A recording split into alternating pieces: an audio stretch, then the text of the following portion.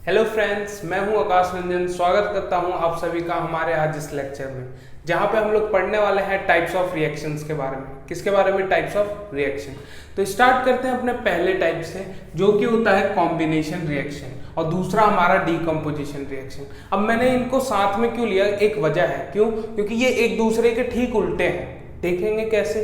Combination में क्या होता है कि दो या दो से ज्यादा रिएक्टेंट मिलकर एक सिंगल प्रोडक्ट बनाते हैं, ठीक है। और डीकम्पोजिशन में क्या होता है, एक सिंगल रिएक्टेंट ब्रेक डाउन होता है दो या दो से ज्यादा प्रोडक्ट में। क्लियर? देख सकते हैं आप एक दूसरे के उल्टे हैं कि नहीं। पहले में दो से एक बन रहा है, दो या दो से ज्यादा से एक, और इसमें क्या हो रहा है डीकम्पोजिशन में एक से कितना बन रहा है, दो या दो से ज्यादा। तो इनका जनरल रिएक्शन एक बार देख लेते हैं। जनरल रिएक्शन में क्या होगा हमारा, ए प्लस बी हमारा क्या बना देगा, क्या बनाएगा हमारा, ए बी बना देगा। क्लियर है? इसको रेड से कर लेते हैं, ठीक है। क्या बना देगा हमारा, ए बी। अब ये कंपाउंड है, ठीक है, गलत मत समझ लीजिएगा कुछ भी, ठीक है। क्या? कंपाउंड है। क्या हमारा? कंपाउंड। क्लियर? ए और बी क्या है यहाँ पे, हमारे कंपाउंड्स हैं, ठीक है। और सिमिलरली अगर मैं इसके जनरल रिएक्शन की बात करूं तो इसमें क्या हो रहा है, एक सिंगल जो हमारा क्या है सब्सटेंस है वो ब्रेक डाउन होगा। क्या होगा? ब्रेक डाउन होगा। लेट्स से ए बी है, ये ब्रेक डाउन होगा। क्या होगा? ब्रेक डाउन होगा। कैसे होगा? ध्यान से सुनिएगा। ए प्लस बी के फॉर्म में, ए प्लस बी के फॉर्म में। क्लियर है? आया ना? चलिए, अब इतना पता लग ही गया तो अच्छी बात है। अब देखना, ब्रेक डाउन होने के लिए कुछ एनर्जी की जरूरत पड़ेगी। आया ना? ऐसी थोड़ी हो जाएगा।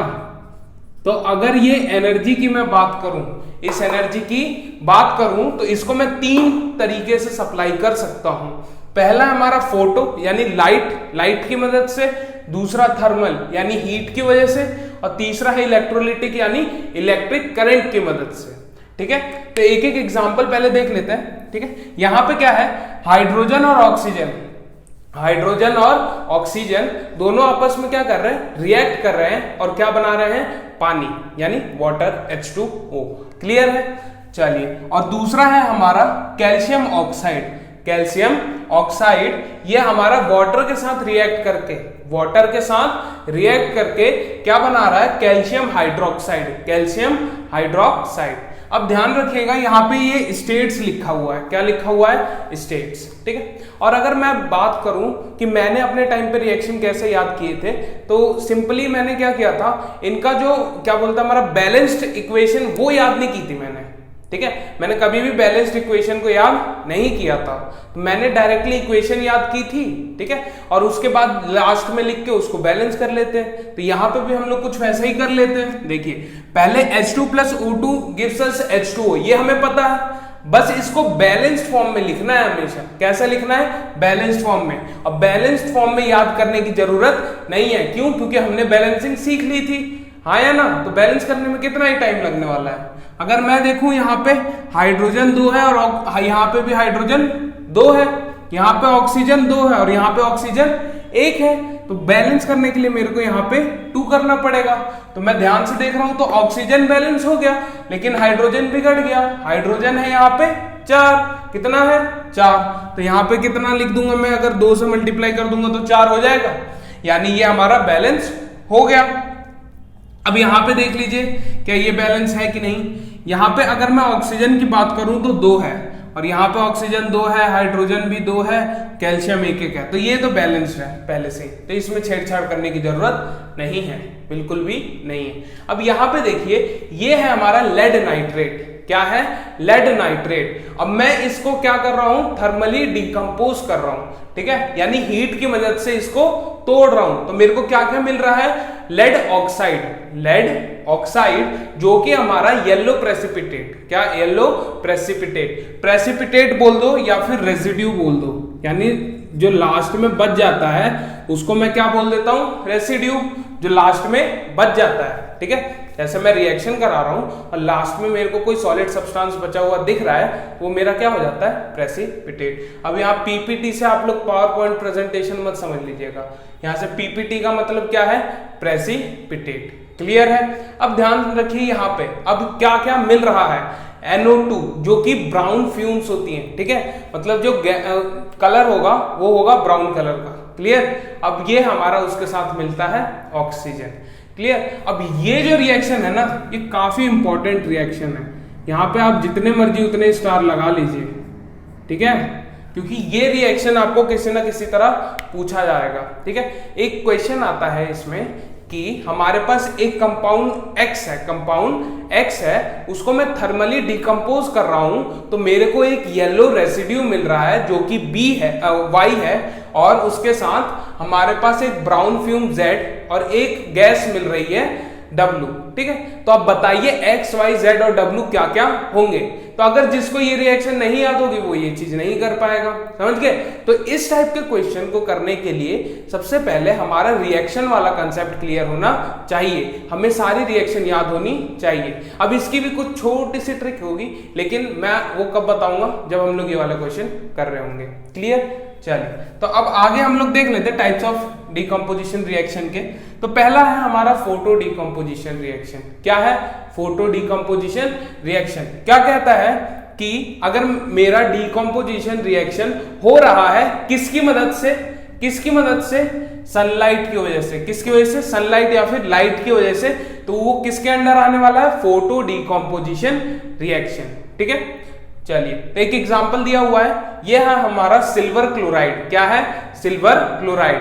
किस फॉर्म में, सॉलिड फॉर्म में रहता है। अगर इसको मैं सनलाइट दे दूं, सनलाइट दे दूं तो ये किस अलग अलग हो जाएगा, यहाँ पे सिल्वर अलग हो जाएगा और क्लोरीन अलग। अब ये किस कलर का होता है, ग्रे। क्लियर। चलिए आगे चलते हैं। आगे हमारा आता है थर्मल डिकम्पोजिशन रिएक्शन। क्या होता है, थर्मल डिकम्पोजिशन रिएक्शन।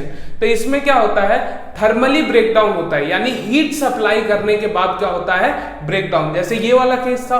अब यहाँ पे क्या एग्जांपल दे रखा है मैंने, कैल्शियम कार्बोनेट का। क्या क्या दे रखा है एग्जांपल, कैल्शियम कार्बोनेट का। तो क्या हो रहा है, ये ब्रेकडाउन हो रहा है कैल्शियम ऑक्साइड और कार्बन डाइऑक्साइड में। क्लियर। अब यहाँ पे है हमारा, ये है पोटेशियम क्लोरेट। क्या है ये, पोटेशियम क्लोरेट। नाम लिख लीजिएगा प्लीज, पोटेशियम क्लोरेट। चलिए, पोटेशियम क्लोरेट को अगर मैं थर्मली डिकम्पोज करूं तो मेरे को potassium chloride plus oxygen gas मिलने वाला है। समझ गए। अब आता है हमारा इलेक्ट्रोलिटिक डिकम्पोजिशन रिएक्शन। क्या आता है, इलेक्ट्रोलिटिक डिकम्पोजिशन रिएक्शन। तो इसमें क्या होता है कि हमारा इलेक्ट्रिसिटी की वजह से डिकम्पोजिशन रिएक्शन हो रहा होगा। क्लियर।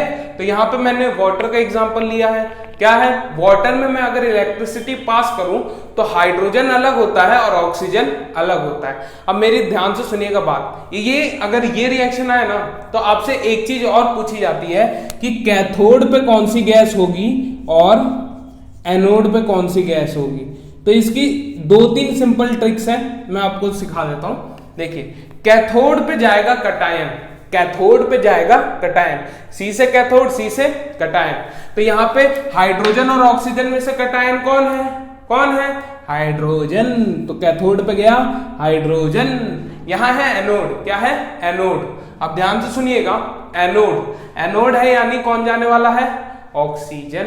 समझ गए क्यों, क्योंकि ए से एनोड और ए से अनायन। ठीक है। सी से कैथोड और सी से कटायन। सी के पास, कैथोड के पास कौन जाएगा, कटायन। एनोड के पास कौन जाने वाला है, अनायन। क्लियर। अब दूसरा जो ट्रिक है याद करने का, कार्टून नेटवर्क देखते थे ना बचपन में, हाँ देखे तो हो गई यार। चलो देखो, तो CN शॉर्ट फॉर्म क्या था कार्टून नेटवर्क का, CN। तो वहां से याद रखना कि cathode, cathode is negatively charge, cathode is negatively charge. अब जब ये नेगेटिवली चार्ज है, नेगेटिवली चार्ज है, तो इसके पास कौन सा आयन आएगा, पॉजिटिव वाला आएगा। कौन सा वाला आएगा, पॉजिटिव वाला। और 10th क्लास में हमारा एक चैप्टर है AP। क्या है, AP, अर्थमेटिक प्रोग्रेशन। तो वहां AP से याद रखना है anode is positive, anode is positive. अगर ये पॉजिटिव है तो इस पर कौन सा आयन आएगा, कौन सा आयन आने वाला है, बहुत ही बढ़िया नेगेटिव आयन आएगा इस पे। क्लियर है? तो आप किसी भी तरीके से याद रख सकते हैं। चलिए, तो प्लीज पॉज करके इसको उतार लीजिए। अब देखेंगे हम लोग कुछ ज्ञान की बातें। तो पहली ज्ञान की बात क्या है कि जो हमारा एक इंडस्ट्रियल एप्लीकेशन है कॉम्बिनेशन रिएक्शन का, वो क्या है कि हम लोग हाइड्रोजन क्लोराइड बना पाते हैं। क्या बना पाते हैं? Hydrogen chloride. किसकी मदद से? हाइड्रोजन और क्लोरीन की वजह से। हाइड्रोजन गैस लिया, क्लोरीन गैस लिया, रिएक्ट कराया, मेरे को हाइड्रोजन क्लोराइड मिल गया। ठीक है, अब मेरी बात ध्यान से सुनिएगा। ये जो मैं बोल रहा हूँ ना इतनी आसानी से कि हाइड्रोजन लिया, क्लोरीन लिया और रिएक्ट हो गया, तो ये इतनी आसानी से रिएक्शन नहीं होता। हर रिएक्शन को कराने के लिए कोई एक पर्टिकुलर टेम्परेचर चाहिए होता है, एक प्रेशर चाहिए होता है। ठीक है, ऐसे ही नहीं होता कि आप लोग घर में हाइड्रोजन पकड़ रहे हो, क्लोरीन पकड़ रहे हो, रिएक्ट करा के हाइड्रोजन क्लोराइड बना रहे हो, ऐसा पॉसिबल नहीं है। ठीक है, कोई भी रिएक्शन हो रही होगी तो वो अंडर सर्टेन कंडीशन हो रही होगी। ठीक है, चलिए तो आगे चलते हैं। आगे घर की सफेदी तो सबने कराई होगी, हाँ या ना? अब वो सफेदी में जो चमक आती है, उस चमक का कारण क्या है? तो देखेंगे यहाँ पे हमारा एक कैल्शियम हाइड्रोक्साइड या फिर मैं कहूँ स्लेक लाइन का सोल्यूशन बन जाता है। अब वो कैसे बनता है, मेरी बात ध्यान से सुन लीजिएगा। यहाँ पे कैल्शियम ऑक्साइड जब हमारा रिएक्ट करता है वाटर के साथ, किसके साथ? वाटर के साथ, तो हमें क्या मिल जाएगा? कैल्शियम हाइड्रोक्साइड का सॉल्यूशन। क्लियर? अभी हमने पीछे देखा था। चलिए, ये है हमारा किस फॉर्म में होता है? Aqueous form. ठीक है, ये हमारा क्या है? लिक्विड, और ये है हमारा सॉलिड। चलिए, अब मेरी बात ध्यान से सुनिए। ये जो कैल्शियम ऑक्साइड है, इसको हम लोग क्या कहते हैं? Quick lime. क्या? Quick lime. ठीक है, क्या कहते हैं? Quick lime. और ये जो हमारा कैल्शियम हाइड्रोक्साइड है, इसको मैं क्या कहता हूं? Slack lime. क्या कहता हूं? Slack lime. तो यहीं पे लिख देते हैं OH होल ट्वाइस। क्लियर? चलिए, तो अब क्या होता है, ये जो सोल्यूशन होता है इसे हम लोग यूज करते हैं किसके लिए? व्हाइट वॉशिंग के लिए। तो इसको हम लोगों ने क्या किया? व्हाइट वॉश कर दिया। अब उसके बाद ये चीज रिएक्ट करती है किसके साथ? हमारी जो हम लोग कार्बन डाइऑक्साइड छोड़ते हैं ना, ऑक्सीजन लिया, कार्बन डाइऑक्साइड छोड़ा, ऑक्सीजन लिया, कार्बन डाइऑक्साइड छोड़ा। क्लियर? तो ये जो कार्बन डाइऑक्साइड रूम में रहता है, ठीक है, और ये कैल्शियम हाइड्रोक्साइड के साथ हमने पेंट कर रखा है। ठीक है, तो क्या होता है, ये दोनों आपस में रिएक्ट करते हैं। क्या करते हैं? आपस में रिएक्ट करते हैं और एक कंपाउंड बनाते हैं जिसका कि नाम होता है कैल्शियम कार्बोनेट। क्या होता है? Calcium carbonate. ठीक है, उसको मैं कहता हूं लाइम स्टोन। क्या कहता हूं? Lime stone.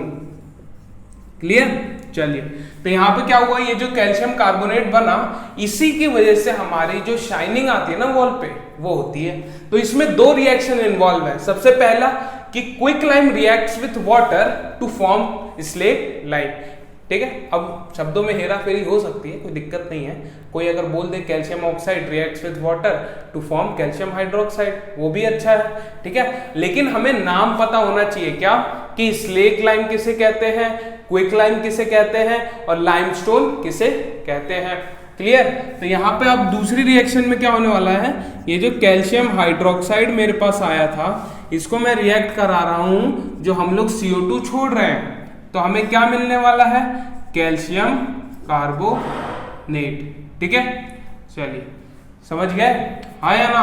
अब इसके बाद आता है हमारा एक डीकम्पोजिशन रिएक्शन का यूज। तो क्या होता है, हम लोग जो भी खाना खाते हैं उसमें क्या होता है, मेनली हमारा स्टार्च होता है और क्या होता है, प्रोटीन्स होते हैं, हाँ या ना? स्टार्च और प्रोटीन्स ही होते हैं। क्लियर?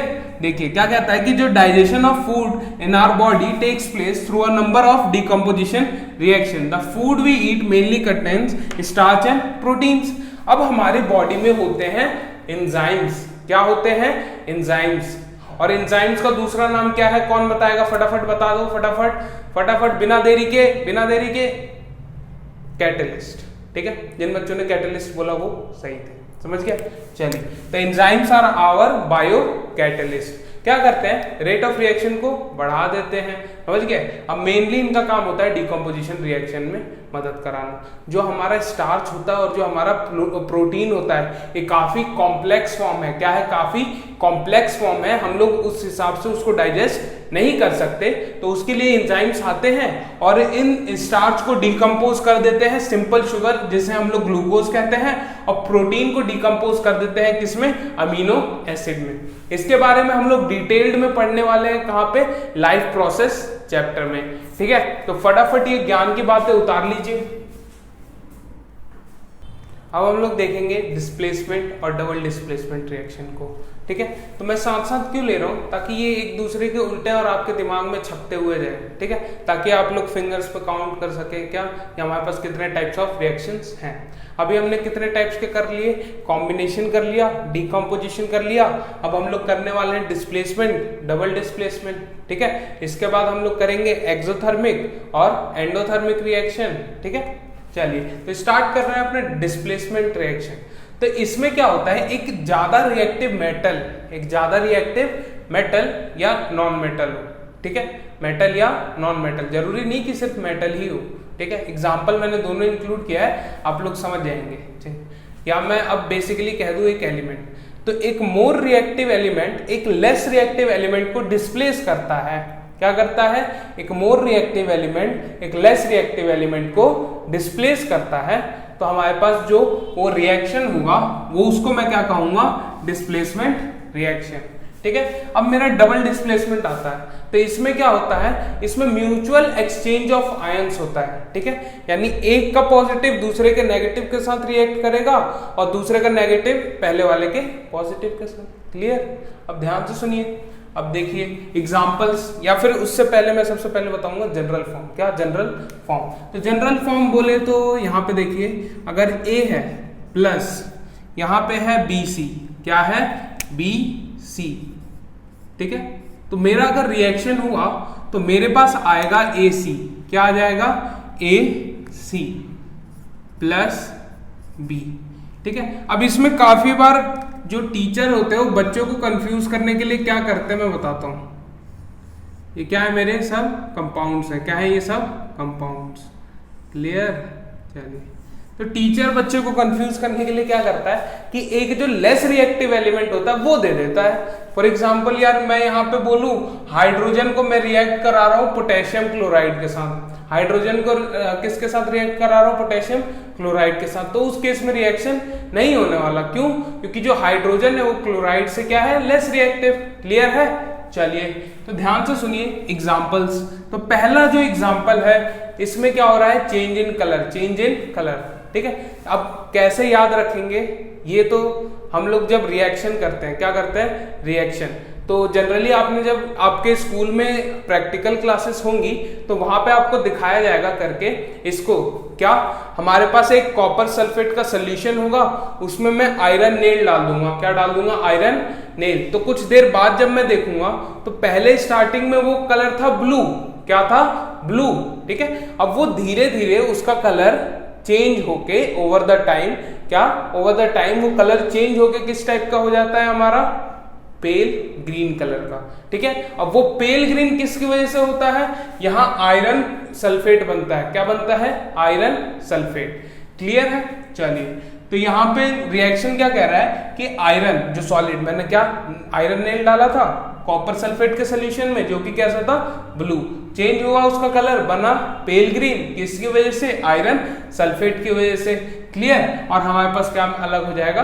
कॉपर, ठीक है। अब यहाँ पे डिस्प्लेसमेंट रिएक्शन होने की वजह क्या थी कि ये जो कॉपर है ये लेस रिएक्टिव होता है आयरन से। देखेंगे तो कॉपर ये रहा और आयरन ये रहा, तो ऊपर है ना आयरन, कॉपर से ऊपर है आयरन, तो इजीली डिस्प्लेस कर देगा। अब यहां पे आइए, जिंक को मैं रिएक्ट करा रहा हूं किसके साथ? सल्फ्यूरिक एसिड के साथ, H2SO4 के साथ, ठीक है। तो क्या होगा? मेरे पास बनने वाला है जिंक सल्फेट और हाइड्रोजन गैस क्या होगी? इवॉल्व होगी। क्या होगा? जिंक सल्फेट बनेगा और हाइड्रोजन गैस इवॉल्व होगी, ठीक है। अब ध्यान से सुनिए इस हाइड्रोजन गैस को टेस्ट कैसे किया जाता है, ठीक है। तो मैं अभी थोड़ी देर में आपको बताऊंगा। दो टेस्ट होते हैं बेसिकली इस चैप्टर में, ठीक है। एक कार्बन डाइऑक्साइड का और दूसरा है मेरा हाइड्रोजन का। तो वो दोनों टेस्ट हम लोग अभी थोड़ी देर में कर लेंगे। चलिए अब यहां देखिए जो दूसरा रिएक्शन, अभी हमने जो दो एग्जांपल देखे वो क्या था, मेटल डिस्प्लेस कर रहा था। अब जरूरी नहीं है कि हर बार मेटल ही हो, क्या जरूरी नहीं है कि हर बार क्या हो, मेटल ही हो, नॉन मेटल भी हो सकता है। यहाँ क्लोरीन है और यहाँ पे क्या है, ब्रोमीन। क्लोरीन और ब्रोमीन दोनों ही क्या है, नॉन मेटल्स है, लेकिन जो क्लोरीन है वो ब्रोमीन से ज्यादा रिएक्टिव है। क्या, जो ब्रोमीन है वो क्लोरीन से कम रिएक्टिव है, या फिर ऐसे कह लो क्लोरीन ब्रोमीन से ज्यादा रिएक्टिव है। तो क्या करेगा, क्लोरीन इस ब्रोमीन को हटा देगा और खुद चला जाएगा पोटेशियम के साथ। समझ गए। चलिए अब यहां पे देखिए डबल डिस्प्लेसमेंट का जनरल फॉर्म। तो इसका जनरल फॉर्म होगा, ध्यान से देखिए, ए बी मेरे पास कंपाउंड था, ठीक है, और मेरा दूसरा था बी सी। क्या था, बी, ओ सॉरी यहाँ पे सी डी आ गया, सी डी ले लीजिए, ठीक है, सी डी। तो आफ्टर रिएक्शन मेरे पास क्या मिलने वाला है, ए के साथ आ जाएगा डी, ए के साथ आ जाएगा डी, ठीक है। चलिए प्लस जो मेरा बी के साथ क्या आएगा, सी। समझ गए, या फिर सी भी लिखिए यहाँ पे, सी बी, मेटल को पहले लिखते हैं ना, देखिए सी, ओके ओके 1 सेकेंड, कलर, ठीक। तो कलर से आप लोग देख सकते हैं, इजीली आइडेंटिफाई हो रहा है कि ये जो ए बी है सी डी के साथ रिएक्ट हो रहा है, ए किसके साथ जा रहा है, डी के साथ, और सी किसके साथ चला जा रहा है, बी के साथ। ए और सी मेटल है, बी और डी नॉन मेटल है। समझ गए, हमेशा मेटल नॉन मेटल का कॉम्बिनेशन बरकरार रहेगा। चलिए अब एग्जांपल देख लेते हैं। ये क्या है, अभी थोड़ी देर पहले बताया था, इसका नाम क्या बताया था मैंने, जल्दी गैस करो, जल्दी जल्दी जल्दी, लेड नाइट्रेट। क्या बोला था मैंने, लेड नाइट्रेट, ठीक है। किसके साथ रिएक्ट कर रहा है, के आई। के आई क्या होता है, की का कुछ नहीं होता, क्या होता है, पोटेशियम आयोडाइड। क्या होता है, पोटेशियम आयोडाइड। अब ये जब दोनों आपस में रिएक्ट करेंगे तो हमारे पास क्या मिलेगा, लेड आयोडाइड का प्रेसिपिटेट। क्या मिलने वाला है, लेड आयोडाइड का प्रेसिपिटेट, और उसके साथ ही क्या मिल रहा है हमें पोटेशियम नाइट्रेट। क्लियर है। अब इस इक्वेशन पे भी मैं लगा देता हूं 3 स्टार। क्यों लगाया मैंने इसमें 3 स्टार, इसकी वजह है क्योंकि ये रिएक्शन सबसे ज्यादा बार इस चैप्टर से रिपीट हुई है प्रीवियस ईयर में, ठीक है, और आने वाले टाइम पे भी ये रिएक्शन रिपीट होने वाली है। जैसे वो XY वाला क्वेश्चन था ना, अभी थोड़ी देर पहले जिस टाइप का मैंने क्वेश्चन डिस्कस किया था, उस टाइप में ये वाला क्वेश्चन पूछता है। क्लियर। अब देखिए यहाँ पे हमारे पास क्या आ गया, देखिए कॉपर सल्फेट है, कॉपर सल्फेट। इसको मैं रिएक्ट करा रहा हूं किसके साथ, हाइड्रोजन सल्फाइड के साथ, हाइड्रोजन सल्फाइड के साथ। तो ये जो कॉपर है किसके साथ जाएगा, S यानी सल्फर के साथ, आया ना, मेटल गया नॉन मेटल के साथ। क्लियर। अब यहां पे क्या होगा, ये जो हाइड्रोजन है ये किसके साथ आएगा, ये आ जाएगा सल्फेट के साथ। तो मेरा बना देगा H2SO4 और CuS क्या है बताइए, कॉपर सल्फाइड, ठीक है। अब ये क्या है, ये भी एक प्रेसिपिटेट है, ठीक है। तो ऐसी रिएक्शन जिसमें प्रेसिपिटेट फॉर्म हो उसे मैं क्या कहता हूं, प्रेसिपिटेशन रिएक्शन। क्लियर है। चलिए क्या कहता हूं मैं उसे, प्रेसिपिटेशन रिएक्शन। आप लोग नोट बनाकर लिख सकते हैं, ऊपर कहीं साइड वाइड में हेडिंग बना के प्रेसिपिटेशन रिएक्शन डिक्टेट कर रहा हूं, ध्यान से सुनिएगा। Those reaction in which a precipitate is formed in the product, those reaction are called as precipitation reaction. Clear. अब आगे चलते हैं। अब ये हो क्यों रहा है, उसकी वजह है ये रिएक्टिविटी सीरीज, ठीक है।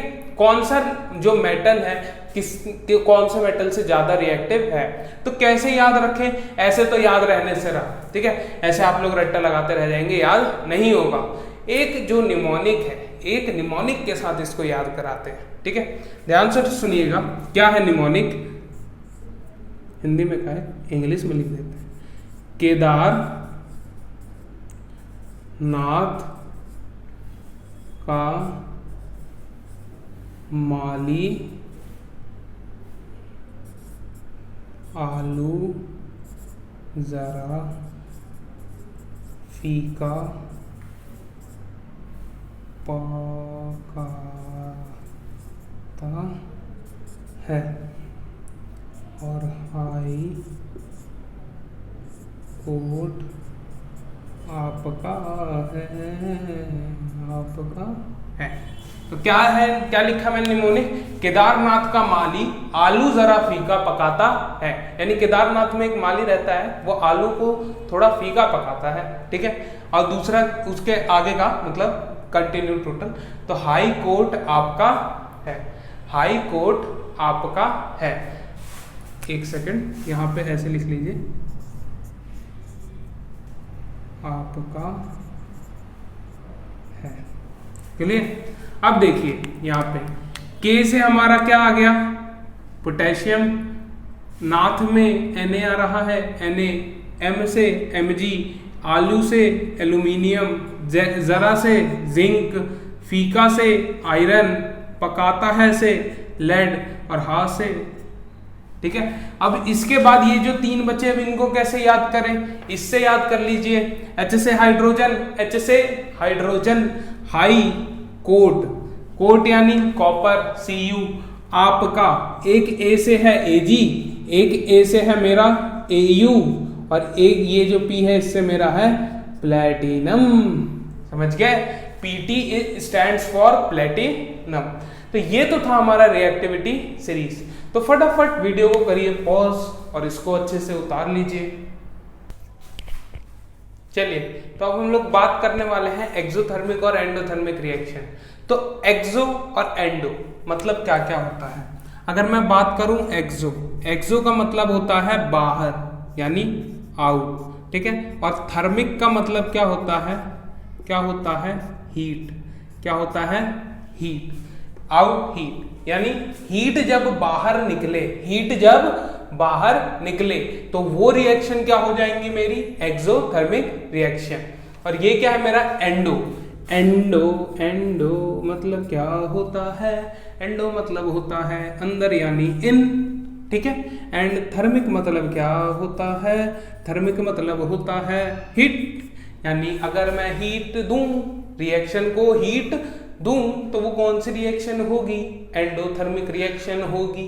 क्लियर, चलिए तो बढ़िया है यार, ये समझ आ गया। चलिए तो रिएक्शन देख लीजिए, एक ये है CH4, इसको मैं क्या कहता हूं, मीथेन, क्या कहता हूं मैं इसको, मीथेन, समझ गए। मीथेन को जब मैं ऑक्सीडाइज करूं, ऑक्सीडाइज नेक्स्ट लेक्चर में पढ़ेंगे ऑक्सीडेशन और रिडक्शन के बारे में, ठीक है। तो वहां पे हम लोग समझ लेंगे क्या है क्या नहीं। अभी हमें बस ये समझना है कि जब भी मैं कोई चीज बर्न करता हूं, जब भी मैं कोई चीज बर्न करता हूं तो इसका मतलब मैं उस चीज को रिएक्ट करा रहा हूं किसके साथ, किसके साथ, ऑक्सीजन के साथ। तो ये CH4 है मीथेन, इसको मैं रिएक्ट करा रहा हूं ऑक्सीजन के साथ, तो मेरे को मिल रहा है कार्बन डाइऑक्साइड और वाटर, और इसके साथ हो रही है एक large amount of heat release. चलिए तो ये इधर आ जाइए, अब ये है मेरा कैल्शियम कार्बोनेट। अब मैं इसमें हीट दे रहा हूं, हीट दे रहा हूं, तब ये टूट रहा है कैल्शियम ऑक्साइड और CO2 में। और आप लोग कमेंट में मेरे को बताएंगे कि ये CaO को हम लोग प्यार से क्या बुलाते हैं, ठीक है। चलिए अब बाहर आइए, और कैल्शियम कार्बोनेट को भी क्या प्यार से बुलाते हैं, कमेंट करके जरूर बताइएगा। अब ये हमारा आया कॉपर, कॉपर को रिएक्ट कराया ऑक्सीजन के साथ, ठीक है। क्यों, बच्चों के मन में एक वहम आ जाता है, क्या होता है वहम, कि जो मेरा डीकंपोजिशन रिएक्शन है सिर्फ वही एंडोथर्मिक है, सिर्फ वही एंडोथर्मिक रिएक्शन है, जो कि सरासर गलत है, ठीक है। क्या मैंने यहाँ पे इसलिए एग्जांपल में इंक्लूड कर दिया कॉम्बिनेशन रिएक्शन का, जिसमें हीट इन्वॉल्व हो रही है, हीट इवॉल्व नहीं, ठीक है। क्या, कॉपर प्लस ऑक्सीजन मेरे को क्या दे देगा, कॉपर ऑक्साइड, लेकिन कैसे, हीट प्रेजेंट होनी चाहिए, ठीक है। अब मैंने इस वाले रिएक्शन में, इस वाले में और इस वाले में गलती की है, इस वाले रिएक्शन में और इस वाले रिएक्शन में गलती की है। तो जिस बच्चे ने वो गलती पकड़ ली, जिस बच्चे ने वो गलती पकड़ ली, तो इसका मतलब उसको चैप्टर 1 समझ आ रहा है। चलिए पॉज द वीडियो और सोच के बताइए कि मैंने क्या गलती की है। चलिए तो मैं बता रहा हूं मैंने यहाँ पे क्या क्या गलती की है। सबसे पहले इस वाली रिएक्शन की अगर मैं बात करूं तो मैंने ये जो गैस वाला साइन है, ये वाला जो गैस वाला साइन है, ये मैंने कहा रखा हुआ है, रिएक्टेंट साइड। कहां रखा हुआ है? रिएक्टेंट साइड, जो कि मेरी इक्वेशन को गलत कर रहा है। इधर क्या आएगा? जी यानी गैस। ठीक है, हमेशा जो ये अपवर्ड एरो होगा वो कहां पे होगा? इधर। किधर? प्रोडक्ट के साइड। और जो डाउनवर्ड एरो होता है वो किस चीज के लिए होता है? हमारा प्रेसिपिटेट को शो करने के लिए। क्लियर? अब देखिए इस वाले में क्या गलती की है, इस वाले में क्या गलती की है। अब ठीक है, चलिए बताइए इसमें जिन बच्चों ने कहा कि मैंने यहाँ पे ट्रायंगल बना दिया और इसकी जगह मेरे को लिखना होगा हीट, समझ गए? वो होंगे एकदम सही, वो होंगे एकदम सही। क्यों? क्योंकि जो ये हीट का साइन है मैं सिर्फ एरो पे शो कर सकता हूं। मैं कहां पे शो कर सकता हूं? सिर्फ एरो पे। ठीक है, चलिए तो कहीं पे भी आप कुछ भी यूज नहीं कर सकते, आपकी रिएक्शन को वो गलत बना देगा। और हाँ, और जिन बच्चों ने बैलेंसिंग प्रिडिक्ट किया वो तो नहीं, एकदम गलत ही है। ठीक, क्यों? क्योंकि जो बैलेंसिंग होती है यार वो आप खुद भी कर सकते हैं, कोई बहुत बड़ी बात नहीं है। फॉर एग्जाम्पल ये वाली रिएक्शन हमारी बैलेंस नहीं है, तो बैलेंस करने के लिए यहाँ पे 2 लगा दीजिए और यहाँ पे 2 लगा दीजिए, बैलेंस हो गया। ठीक है, और अगर मैं और रिएक्शन देखूं, इधर ये सब बैलेंस है क्या? इधर देखिए ये भी बैलेंस नहीं है, तो इसको बैलेंस कैसे करूंगा? यहाँ पे 2 लगा दूंगा, बैलेंस हो जाएगा। समझ गए? आया ना? चलिए चलो आगे चलते हैं। अभी मैंने प्रेसिपिटेशन रिएक्शन लिखा होगा और मैं दावे के साथ कह रहा हूं 90% बच्चों ने नहीं लिखा होगा। ठीक है, तो उन्हीं के लिए ये लीजिए सर, साक्षात प्रेसिपिटेशन रिएक्शन लिख लीजिए। ठीक है, क्या रिएक्शन होती है? ये ऐसी रिएक्शन जिसमें हमारा प्रेसिपिटेट फॉर्म हो, उसे मैं क्या कहता हूं? Precipitation reaction. क्लियर? अब देखिए, अब मैंने आपको कहा था कि हमारे इस चैप्टर में कुछ टेस्ट है। क्या है? कुछ टेस्ट है। तो टेस्ट क्या क्या है? कार्बन डाइऑक्साइड और हाइड्रोजन गैस को टेस्ट करने के लिए पूछा जाता है। तो कैसे बोला जाएगा? How will you test for carbon dioxide gas presence? यानी अगर हमारे पास कार्बन डाइऑक्साइड रिलीज हो रही है तो मैं उस गैस को कैसे पहचानूंगा कि वो क्या है? कार्बन डाइऑक्साइड ही है। तो हमें पता है कि अगर मैं if we add CO2 to lime water. अब लाइम वाटर क्या होता है? लाइम वाटर कुछ नहीं होता, slake lime plus water. Slake lime plus water is my lime water. अब स्लेक लाइम क्या होता है? पूछ लो, क्या दिक्कत है? पूछ लो। स्लेक लाइम क्या होता है? Carbon CaOH whole twice, calcium hydroxide, carbon नहीं कैल्शियम हाइड्रोक्साइड। क्लियर? अब देखिए इधर आइए, ये तो था हमारा लाइम वाटर। अब बाहर आइए, if we add CO2 to lime water it turns milky, it turns milky. यानी अगर मैं CO2 को लाइम वाटर के, ये लिया मैंने लाइम वाटर, ये मेरे पास, अब ऐसे नहीं है कि ये रहा CO2, ऐसे CO2 नहीं होगा, कोई एक दूसरी रिएक्शन हो रही होगी, ऐसे कुछ सेटअप होता है। एक रिएक्शन ये, यहाँ पे लाइम वाटर, यहाँ से ऐसे कनेक्ट किया, कार्बन डाइऑक्साइड यहाँ से इवॉल्व हो रहा है और इसके थ्रू इसमें आ रहा है, और इसमें क्या है मेरा? Lime water. अगर ये मिल्की हो गया, ये मिल्की हो गया, मिल्की वाइट हो गया, तो वो क्या होगा? क्या होगा? वो हमारा कार्बन डाइऑक्साइड होगा। वो गैस कौन सी होगी? हमारी कार्बन डाइऑक्साइड होगी। और अगर ये मिल्की वाइट नहीं हो रहा, कलरलेस ही रह रहा, तो क्या होगा? हमारा क्या होगा? वो कार्बन डाइऑक्साइड गैस नहीं होगी। क्लियर? अब कैसे टेस्ट करेंगे हाइड्रोजन गैस को? तो हमें कुछ नहीं करना, एक बर्निंग कैंडल को किसके सामने लाना है? Hydrogen gas. किसके सामने लाना है? Hydrogen gas. और वो जलेगा विथ अ पॉप साउंड, समझ गए? कुछ इस टाइप का। चलिए, it bring a burning candle or a matchstick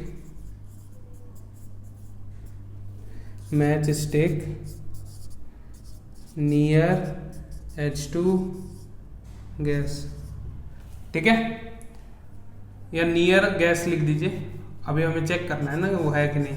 ठीक है, if we hear a pop sound, then the gas will be hydrogen gas. Clear, समझ गए? अगर मैंने बर्निंग कैंडल को पास में लेके आया हाइड्रोजन गैस के और पॉप साउंड हुआ तो क्या होगा? हाइड्रोजन गैस होगा, वरना नहीं होगा। क्लियर? तो आज के लेक्चर के लिए बस इतना ही। मिलते हैं आपसे नेक्स्ट लेक्चर में, जहां पे हम लोग डिस्कस करने वाले हैं ऑक्सीडेशन रिएक्शन और उसके बाद रिडक्शन, ठीक है, और उसके बाद हम लोग क्या करेंगे? रिडॉक्स रिएक्शन, और उसके बाद इनके कुछ एप्लीकेशन देखेंगे और उसी के साथ हमारा चैप्टर हो जाएगा फिनिश। ठीक है, चलो।